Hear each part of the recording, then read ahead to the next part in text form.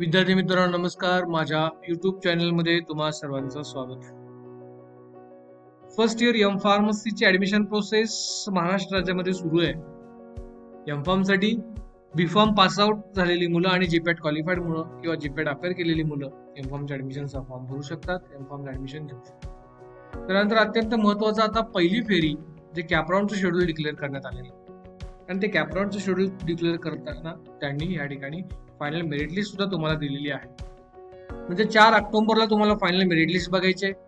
त्यानंतर seat matrix तुम्हाला बघायचं आहे, कोणत्या कॉलेजला कुठला सब्जेक्ट आलेला आहे आणि त्या सब्जेक्टमध्ये किती जागा आहेत हे बघणं म्हणजे सीट मॅट्रिक्स असतं. आणि अत्यंत महत्वाचं 5, 6 आणि 7 या कालावधीमध्ये तुम्ही एम फॉर्मचं ऍडमिशन करू शकता. एम फॉर्मच्या ऍडमिशन तुम्ही म्हणजेच ऍडमिशन याचा अर्थ काय तर तुम्हाला कॉलेज निवड प्रक्रिया करायची आहे आणि त्यानंतर 10 तारखेला तुम्हाला कुठलं कॉलेज लागणार आहे समजणार आहे आणि 11 ते 14 या कालावधीमध्ये तुम्हाला त्या ठिकाणी ऍडमिशन करू शकतो.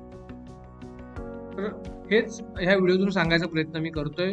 बरेच स्टुडंट कन्फ्युज होते की सर अजूनही कॅपराऊंडचं शेड्यूल पुढचं आलेलं नाही, तर कॅपराऊंड शेड्यूल तुमच्या समोर मी ओपन करतोय. दिनांक 5 ऑक्टोबर ते 7 ऑक्टोबर मध्ये पहिला कॅपराऊंड एम फॉर्मचा होत आहे.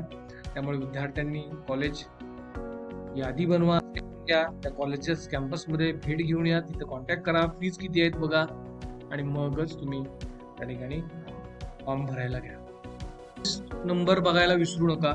फायनल मेरिट लिस्ट नंबर बघणं पण अत्यंत महत्वाचं आहे आणि अत्यंत महत्वाचं आहे त्या ठिकाणी तुम्हाला तो ऑप्शन फॉर्म भरताना प्रोव्हिजनल नंबर लागतो. त्यासाठी तुमच्याकडे ऍप्लिकेशन आयडी जो तुमचा फॉर्म भरताना जनरेट झालेला आहे तो तुमच्याकडे असणं अत्यंत महत्वाचं आहे, अत्यंत गरजेचं आहे. फॉर्म कसा भरायचा त्याचाही डेमो लवकर द्यायचा प्रयत्न करेन. काय डाऊट असेल तर नक्की विचारा. धन्यवाद.